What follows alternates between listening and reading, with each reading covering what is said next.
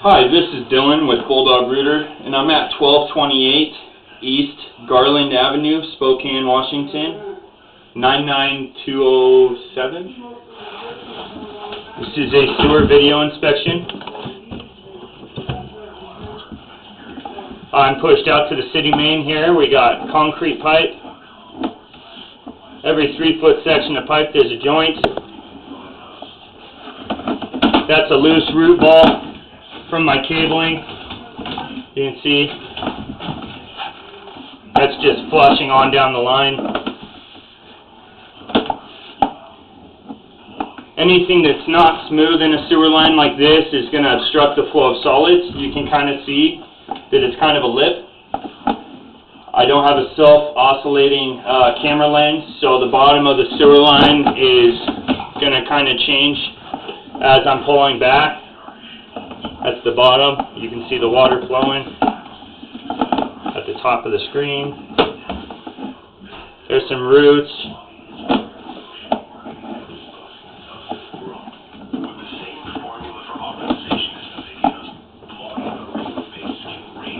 Four-inch concrete sewer pipe. It's very maintainable. All I have to cable through is the closet flange, the toilet flange, so I had to pull the toilet to gain access. Running a 4-inch cleaning blade by the flange, the 90, and then hitting that non-directional T. With this kind of access, it doesn't give me good access to be able to run a 4-inch cleaning blade, the full-size diameter blade, to cut those roots out.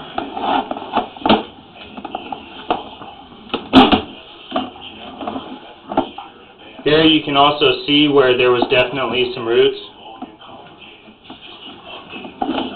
The longer you let tree roots grow, the more harm they can cause to the pipe. They will eventually stress fracture and collapse this sewer line.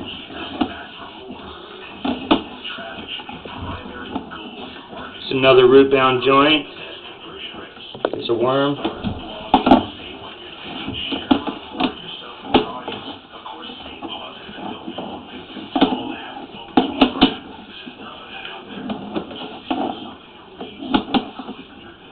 The grade looks really good, and this line appears to be very, very maintainable. Right here, this is the issue, is this sewer line. They connected to the old cesspool pipe. This is Orangeburg. It's pretty much layered, compressed tar paper. And so running a 4-inch cleaning blade isn't going to be an option at all to clean up the sewer line any better. Orangeburg, the more you cable it, the more you chew away the pipe. And right here you see kind of how rough and coarse it is on the bottom. Blisters.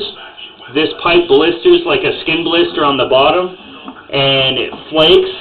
It just gets chewed away over time. And then it starts to oval and eventually will collapse. And there's a monster root growth right here. This is cast iron, and right here is the transition right outside the house at your foundation, where it transitions from cast iron to Orangeburg. And ideally, you'd want to run a 4-inch cleaning blade through here. But all these roots, I have no idea whether the pipe is even still there or not. All I can see is just straight roots. So if I was to go through here and try to clean these roots out more, we could potentially collapse the sewer line. You see how rough and coarse this is? Look at my camera going up and down and up and down. I'm not sure if this pipe's still here or not, or if it's just completely gone. But this is right at the foundation. So honestly, if you were to do a new sewer line, I would replace all of this Orangeburg from here, where it ties into the concrete, all of this Orangeburg. The line's about 70 feet long from the toilet. you have about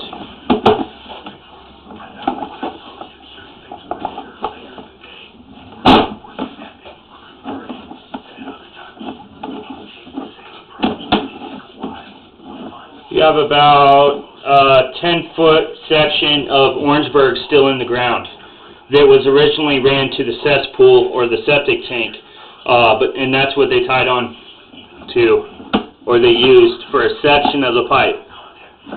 The good news is that this Orangeburg does not go completely through the yard